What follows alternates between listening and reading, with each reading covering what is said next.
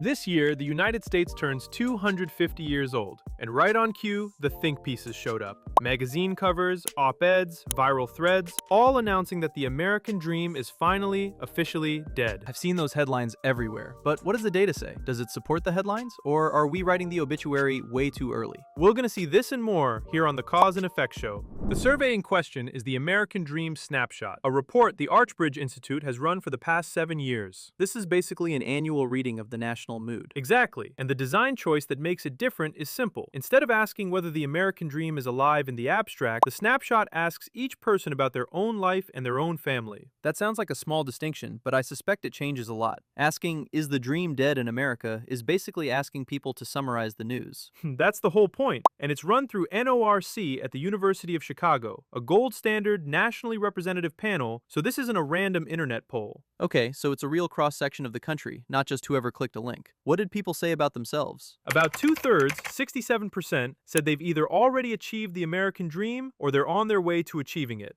Only 1/3 said it's out of reach. So the obituary is wrong. 2 out of 3 people are telling you it's alive in their own life. Right, but here's the honest part. The mood did get gloomier. The share saying the dream is out of reach climbed to 33% this year, up from 30% last year. Is that a meaningful jump, or just noise year to year? On its own, small, but for context, that out of reach number was as low as 18% just a few years ago. So the trend line is real and worth taking seriously. So the story isn't everything's fine, it's most people still believe, but the worry is creeping up. What's driving the worry? This is the part I found clarifying. The survey asked the pessimists why, and 64% of them pointed to one thing: economic barriers, housing prices, cost of living, wages. That tracks with what people feel right now. Rent, groceries, the price of a first home. And here's the framing that stuck with me. The barriers people point to are real, but they're the solvable kind. Meaning what exactly? Things like housing costs and wages have clear causes, and policy can move them. Build more housing, prices come down. That's very different from a country quietly losing its belief in the dream itself. One you can fix, the other you can't legislate back. So it matters enormously which kind you've got. If people had genuinely stopped believing in the idea itself, no policy could fix that. Exactly, and that's the good news buried in the data. The people who feel locked out mostly cite the fixable, economic stuff. Only about 8% of them said they've fundamentally stopped believing in the dream as a concept. That's roughly 3% of everyone. So the foundation is mostly intact, and the cracks are in the cost of living. But here's where it gets strange for me. If 2/3 feel good about their own dream, why does the whole country feel so dark? That's the most fascinating tension in the report. People are optimistic about themselves and pessimistic about everyone else. Walk me through that, because those should move together. 67% say the dream is alive for them, but when you ask whether most other Americans can achieve their American dream, only 48% say yes, and just 58% are hopeful about the future of the country. So I'm confident about my own life, but I assume my neighbor is sinking, and we're all quietly doing that about each other at the same time. It's a kind of cognitive dissonance, and a lot of it comes from where we get our picture of everyone else. We live our own lives directly. We experience the country through headlines and feeds. And the feed is built for alarm, not for the quiet fact that your coworker just bought a house. Which leads to the warning the report keeps circling back to. If enough people are told the dream is dead and start believing it about the country, that pessimism can become a self-fulfilling prophecy. Because if you don't think the ladder is there, you stop reaching for the next rung. Right, and that's exactly why measuring what people say about their own lives matters. It's a check against the doom narrative. Let me push back gently though. This is a survey of beliefs, not a measure of whether people actually climb the ladder. It's capturing hope, not outcomes. That's a fair and important caveat, and the report is honest about it. It's a snapshot of attitudes, the cultural mood, not realized mobility. But attitudes matter because belief is one of the inputs to whether people even try. And the survey also pushes on what the dream even is, because the caricature is a mansion and a big bank account. When the survey asked what's essential, freedom of choice in how to live came first at 80%, then a good family life at 76%. So freedom and family at the top. Where does become wealthy land on that list? Dead last. Only 17% called becoming wealthy essential. Even owning a home was barely half.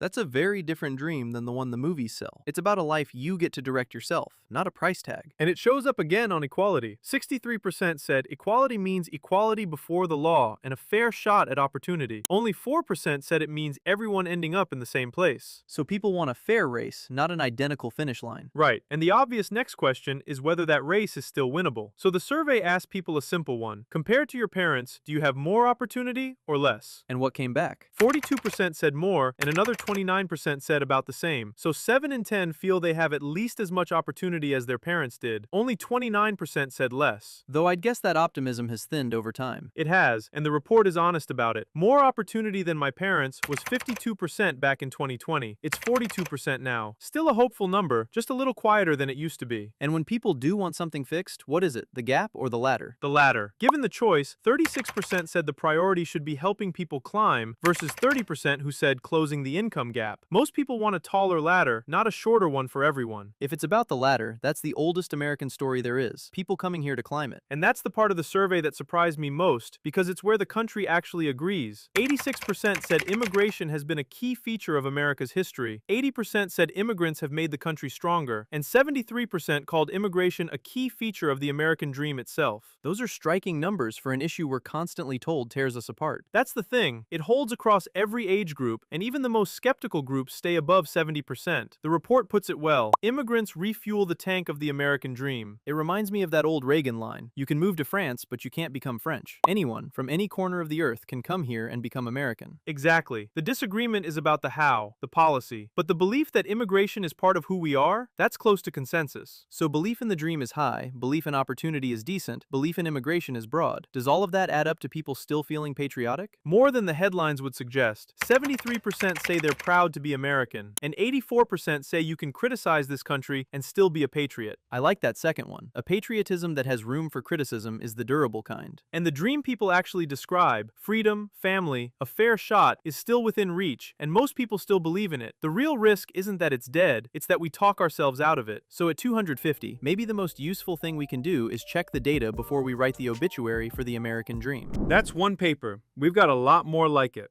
Subscribe so you don't miss the next one, and tell us in the comments what you'd want us to cover. And if this one was worth your time, the like button helps us more than you'd think.